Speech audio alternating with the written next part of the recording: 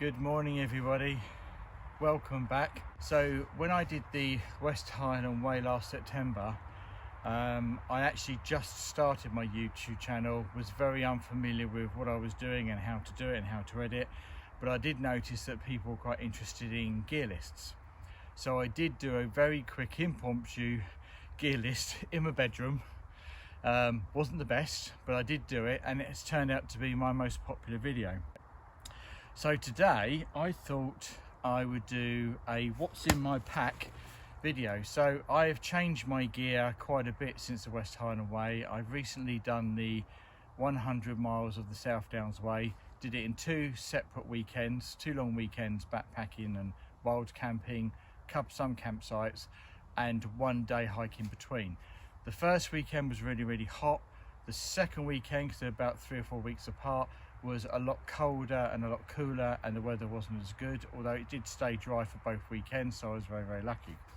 So I'm going to show you what's in my pack. This is roughly pretty much how I pack my pack, ready for the South Downs Way, and I will go through the bits and pieces. I'll put as many links as I can in the bottom so you can follow the links to that equipment, and I'll try and put as many stats as I can on the screen while we're talking, because there's no way that I'm going to remember them all off the top of my head. So to start off with, Exos 48 backpack. This is the backpack that I've used for the last, I don't know, 3-4 years now. It's held up well, a little bit of ripping in one of the side pockets in the netting, but it has held up well. It's the old version, so I won't do a review on it because you can't get it anymore. So let's get straight into it. Let's start off with the pack. So we'll start off with the front. 2 pockets. First pocket, silver compass. Always make sure I carry my compass with me, regardless of whether I need it or not. And then in this, in the gap here where the vent is, what I do is I put my map. You don't necessarily particularly need the map for the South Downs Way, but I live on the South Downs Way. I have got the map. It's very well thumbed and well used and ripped and stuck together, whatever. I only on one occasion made a slight error, and you'll see that on the Winchester to Washington section on day 1 of that section. We made a slight error. So always carry a map and compass. In there I've got my GPS. Didn't take it on the first hot weekend because I didn't need it, because I knew the route off by heart. Didn't take it because I needed it for navigation, but I took it because I got a new ant device that does the temperature, and I wanted to see what the temperature was at night because it was pretty cold those 2 nights that we camped out. However, it was so cold I got into bed, forgot to turn it on, and actually didn't check what the temperature was, but I reckon it was probably 3 or 4 degrees during the night. Whistle, but also I have a whistle on the chest strap anyway, so I've got 2 whistles effectively. In the side pockets, so this one has, it's got a couple of dog waste bags that I use. They're very good for rubbish, for tying up rubbish. As you all know, that I follow strict leave no trace principles. So use those for rubbish and tying up rubbish, and then dump it whenever you come across the bin. A write on anything pen. I use that for making notes, or if I need to write anything down, you never know. And also, most importantly, especially at the moment, is the hand sanitizer. In the right hip belt pocket, there's not a lot in here actually, because I normally put my trail mix in here. So my trail mix generally consists of M&Ms, mixed nuts, mixed dry fruit, and I graze on that as I go along. I will do probably a separate what food do I eat when I'm hiking, day hiking or long distance hiking. I'll maybe do that in a separate video. And then I have a small, very lightweight Gerber knife. It's incredibly small, tiny, lightweight. That's all you need. Don't need to take anything massive. I'm not really a bushcrafter as such. So then we turn it around. You've got pockets on the side, one there and one there. In there is my water bottle. That is a Sig water bottle that I use. They're pretty much bomb proof. You could drop them, you can throw them, they last. The other water bottle would normally be in there tends to be a Smart water bottle that I can use and refill because it's lighter than Sig, but I tend to have one on one. So then front back netting. Camp shoes. A lot of people use what they're Crocs. Crocs for camp shoes. I'm not a great lover of Crocs, if I'm honest. They don't look good on me, not that it's a fashion show, but also they're quite bulky to try and fit in your pack. So I picked these up from Decathlon, and they actually are swimming pool shoes, and they're for walking around the side of a swimming pool. I think they were £2.50, £3, whatever. Wasn't very expensive at all. So much cheaper than Crocs as well. So use those for camp shoot. Always get my boots off at night when you get to camp. So you can air your feet and do the, whatever admin's required on your feet. Sit mat. That's a cheap £1 sit mat that you can get in Sports Direct or whatever. I used that on the first weekend when it was hot. On the second weekend, I actually used what I'm sitting on now, which I also got out to Decathlon, and I got actually a closed cell foam sleep mat.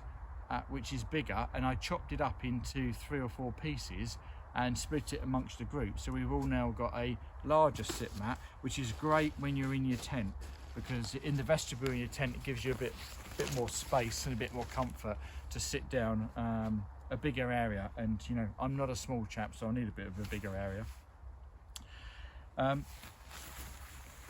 Next is my jacket. As with all hikers, we have numerous jackets. I've got down jackets, I've got a mountain equipment hard shell, I've got a Paramo jacket. This is my Rab downpour jacket. It's very, very lightweight, it's very thin material, it's got pit zips. Didn't take it on the first weekend, again, took a chance, took no waterproofs at all whatsoever, didn't absolutely need it, but I did take it on the second weekend just in case. But again, actually I didn't need it, didn't use it. In here I have my waterproof backpack cover. Didn't take it again on the first weekend. I can't remember actually if I took it on the second weekend. I may have done, but same again, I didn't need it, I didn't use it.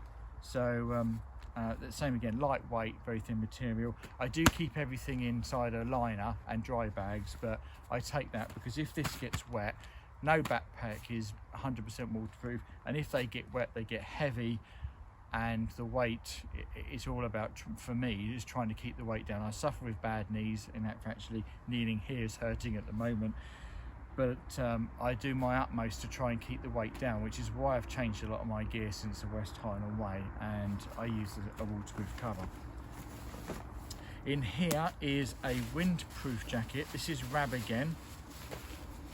And this is, I can't tell you what it's called. I got it in a sale a number of years ago, and it's just a windproof jacket. Same again, very, very lightweight, packs into its own pocket. Yeah, not much more to say about that, but very good. Didn't take it on the second weekend because decided to save the weight. So let's go to the top pocket. So there's a top pocket in the top here. I have got some Velcro straps that I fitted myself, that sometimes if I'm walking and I have to peel off a layer, I'll just thread it through there rather than trying to undo everything in my pack. So inside here I have my Rab beanie hat, my Rab power stretch gloves. Took those on the second weekend, not on the first weekend, and just I call it a snood or a buff, whatever you want to call it. I use that obviously if it's a bit chilly, but also actually that goes, my pillow, blow-up pillow, which I shall show you in a minute, goes in there, and I find it gives it a bit more, it's a bit of a bit softer on my cheek. Just so happens, although I like Rab isn't the only mate that I use. I do have other mates as well. Never go anywhere, day hiking, night hiking, whatever you do, any hike you go on, always take a head torch, very essential. So I use the Black Diamond Spot, which I think is 300 lumens, plus obviously it's got a red light for when you're around camp at night, so you don't end up upsetting your fellow neighbours. It's also got flashing modes as well. It's not rechargeable, that one, although you can get rechargeables. In here is my Osprey dry sack, and is my Anchor 20 milliamp power pack. In there is also an iPhone lead and a USB lead to recharge it if you end up in a pub, or you end up somewhere in a campsite that's got a campus kitchen and you can recharge it. I took that on the first weekend, completely overkill. It's good for a week's hike, but it's too much really for a weekend. So I do have a 10,000 milliamp, and I took that on the second weekend. It was just enough. I suppose I take it because you end up packing your fears, and it's trying to make sure you don't pack your fears. They always say you pack your fears, and you end up packing too much equipment for just in case you need this, or just in case you need that. What I would say is that take what you're comfortable with, but when you've done your first hike, whether it's an overnighter, whether it's a weekend, or whether it's a longer hike of a week or more, put everything to one side that you didn't use while you're away on your trip, and then think about, do I need that next time, or don't I need that next time? I take that generally because of the YouTube videos, because I'm worried that I'm going to run out of power to be able to carry on filming. So that's one of my fears that I do tend to pack. But I have learned over time to take more reduced equipment. The downside of that is make sure you don't compromise on safety because of hypothermia. If you're wet, you've got to think about worst case scenario. So you've got to strike the balance between safety and the weight loss, and making sure you keep your pack as low as you can, but also what you're comfortable with, because it's how uncomfortable you're prepared to be. Because essentially that's what it is. The less you take, the more uncomfortable you're going to be. Is that right for you or not? Everybody's different. So, wet wipes, that's a bit bigger than I normally take, but that was the only ones available at the time because it was a last minute shop. In there is my Sawyer water filter. So in here I've got a spare bladder that I can use to fill up. I've got a straw because you can unscrew the top and attach the straw and drink out of streams and waters. It has a sports cap on it, so I can screw it to a standard Coca-Cola bottle, smart water bottle, whatever. And they do 2 or 3 different versions. This is the micro squeeze. You've got the mini, the micro squeeze, and the actual Sawyer squeeze. The Sawyer squeeze is the bigger one. This is between the two. The last one was the mini. The flow rate isn't as good. It broke when I was on the West Highland Way. So I actually very invested now in a micro squeeze because this flow rate is a little bit better, but it's not quite as heavy as the full-on Sawyer squeeze. So it's a compromise on weight saving really. So in here I've got my lightweight wallet. Essentially it's got 2 zips, 2 pockets, cards, cash, and any train tickets or whatever I need. It's made by Tread Light Gear. It's a cottage company that's based in the UK, makes all his own stuff, and will also make things bespoke for you, so it's worth checking him out as well. Very good. Mask, obviously needed a mask on those particular 2 weekends, and some spare Ziploc bags. You can never go without spare Ziploc bags. In here is what I call my Diddy bag. I'm not going to go through this individually, but essentially it's some KT tape, some gaffer tape round an old points card, a needle, and some dental floss. Dental floss is very, very strong, so it's great for doing running repairs while you're out in the field. Things like repair kits for my sleep mat. If you watch the West Highland Way, I did have a bit of a problem, didn't need repairing, it turned out to be the valve. But when I did my NHS overnight camp in the garden, my NHS camp out for the garden, it did go down, and I think, I don't know where I picked up the puncture from, but I ended up with 2 punctures, so I fixed that. It worked very well actually, so I was quite pleased with that. So that's that. And then we go to the main compartment. Oh, actually, just before I go any further, I've got a pack towel here. I use a pack towel for washing or whatever, but I decided that it was too big to wash with, to dry myself with. And so I got rid of the towel I used to wipe my tent down with and used part of the pack towel, and that saved a bit of weight. So I've cut a bit of that off, and I use that for wiping my tent or any equipment down in the morning, because if you wipe your tent down, get rid of all that condensation or the dew or the rain, if it's been raining overnight, it does bring down the weight a lot. When you carry a wet tent, it does increase the weight quite significantly, and I did notice that on the West Highland Way, because I had a different tent then. I had the Hex Peak V4A, which I shall put a picture up so you can have a look at it. Toiletries, lighter, biodegradable toilet paper. I don't need to tell you what that's for. And I have a Deuce of Spades toilet trowel. They do that in 3 sizes. This is the medium one, which is 17 grams, but they do a lighter one and they do a very slightly heavier one. Take a lighter, because I always, once I've dug my hole and done what I've got to do, I burn the paper if it allows. If the rules don't allow, then I pack it up and take it with me and then cover it over. First aid kit, that's sort of evolved over the last few years really. Goebbels foot cream, because I suffer with bad feet. A few plasters, some blister plasters, the usual ibuprofen, vitamin I, some Piriton, some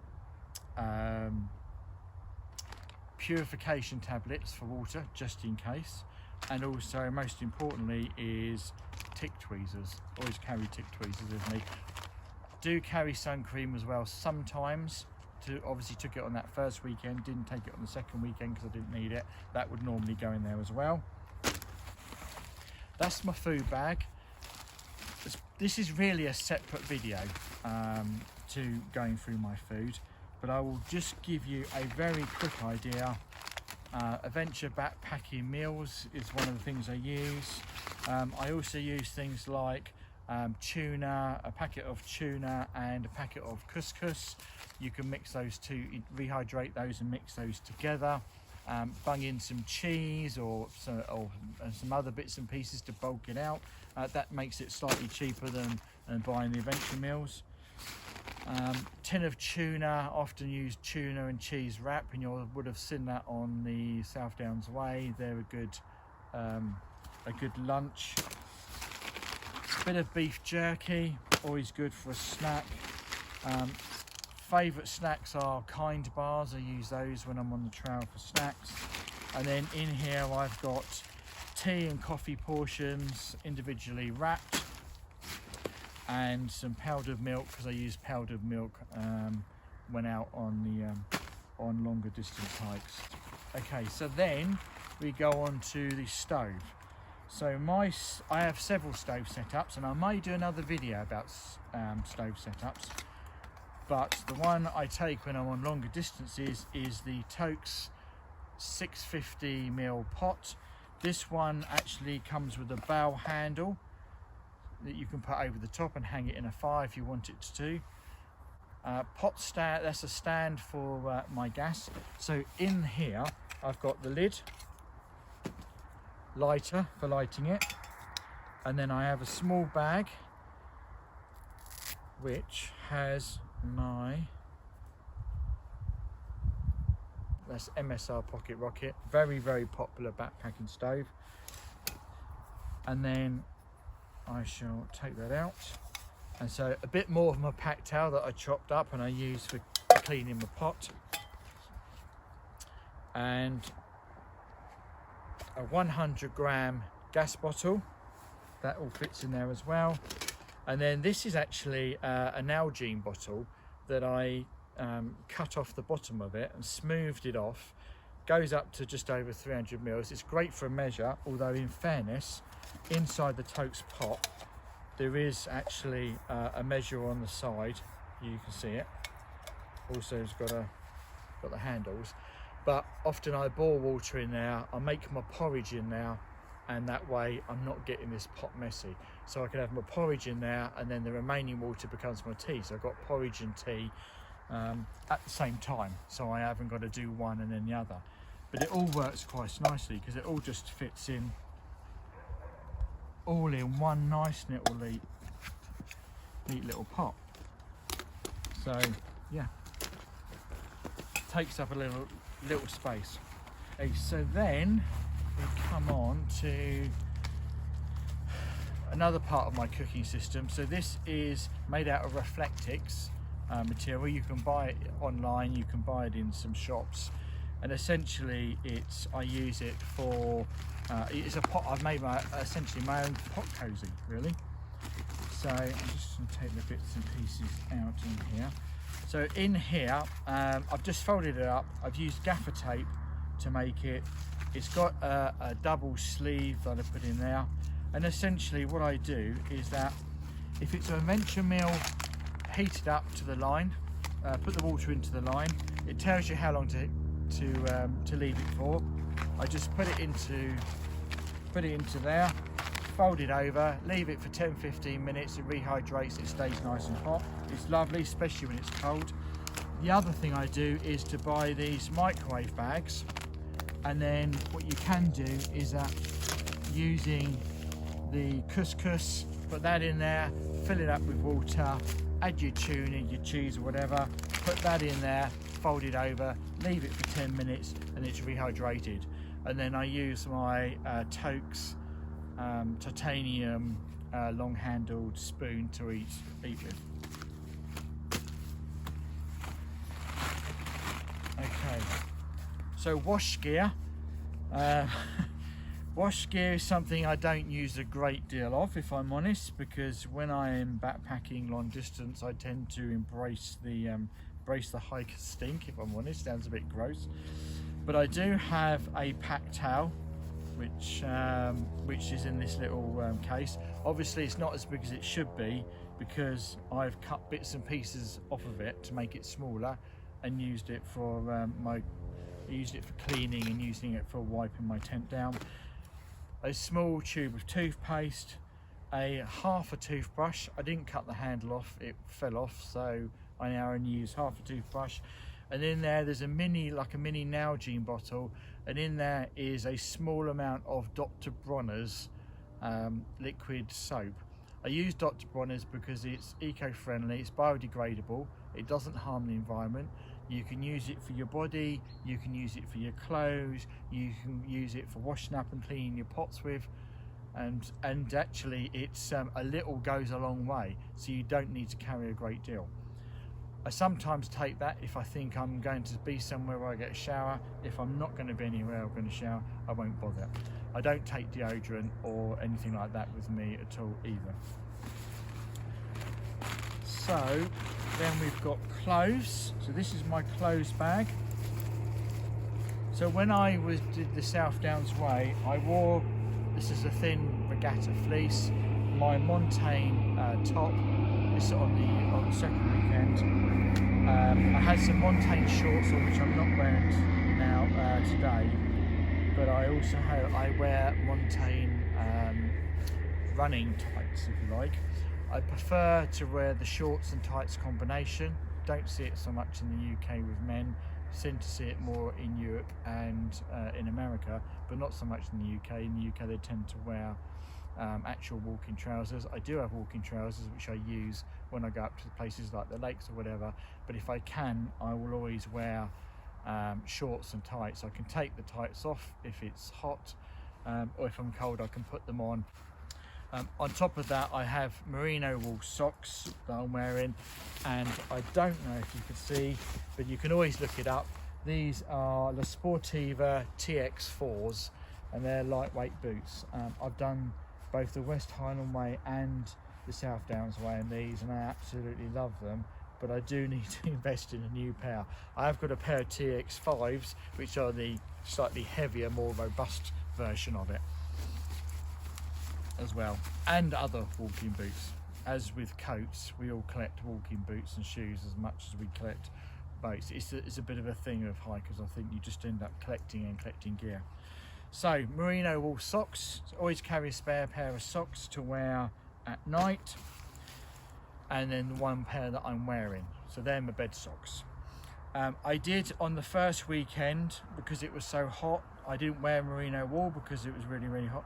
So I did take my Injinji socks with individual toes in it. Not everybody's cup of tea, but actually they're light, they're thin, especially in hot weather, and they're surprisingly comfortable. And also it helps your toes stop rubbing together for blisters, especially in the hot weather.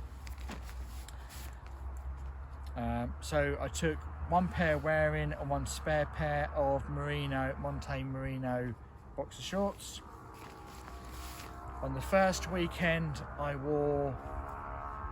the hot weekend, I wore my Montane Dart zip t-shirt, long sleeve shirt. I wore that during the day, and then I wore one that doesn't have the zip in it at night. On this second weekend, where it's much colder, I took this red one, and as well as my my Dart one that doesn't have the zip in it as well. First weekend I didn't take any long johns at all whatsoever. I just had my trail tights. But on the second weekend, I did take a thin pair of thermal leggings to wear at night. I always, as much as possible, wear one set of clothes for walking during the day and one set of clothes for walking at the night, and I don't mix the two if I can help it, because it doesn't do your sleeping bag any good. And also, if you've got wet clothes, because it's been raining all day, you always got a dry set to sleep in, so you know you're going to be warm at night. And then first weekend, only took the one jumper, didn't take a spare backup jumper because I knew I didn't need it, but I did take another cheap regatta fleece for the second weekend, so I had extra layers at night if I needed it. So then we come to sleep system. So I'm just going to take these bits out in one go, because first weekend was so hot, I didn't need anything at all whatsoever sleep wise. I knew I was going to be more than sufficiently warm at night. But what I did do on the second weekend was take a silk mummy sleeping bag liner. I think it's a Life Systems one, that one. Just as an extra degree or two if you get cold. So sleep mat wise, I've got the Exped Sim Mat UL medium, which is, I can't remember how many grams it is. It is 470-ish grams, that is. But I will do a separate video and show you my sleep system laid out. But actually, I think there is a wild camping video I did, which is a New Gear Wild Range camping video. I'll maybe put the link up there now, so you can have a look at that. And that does show you my my mat and my sleeping bag in a little bit more detail. With that sim mat, it's the Exped Sim Mat, you also get a pump set that comes with it.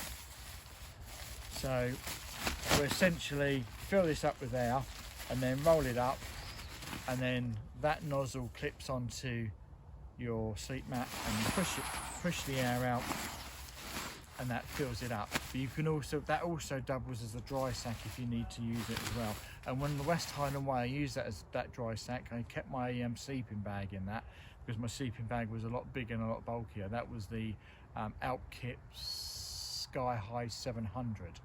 It was about 1.2 kilos, but it was much bigger and bulkier, so I actually kept it in that rather than its own stuff sack, because it was like a big round bowling ball, whereas I was able to shape the sleeping bag into the bottom of my pack and take up less room. Then on top of that, I have my Aeros pillow, ultralight large Aeros pillow, inflatable pillow. I say very comfortable. Definitely a luxury to have a pillow, but one I wouldn't go without. And I use my snood, I put it inside my snood because it just makes it a bit softer on the cheek.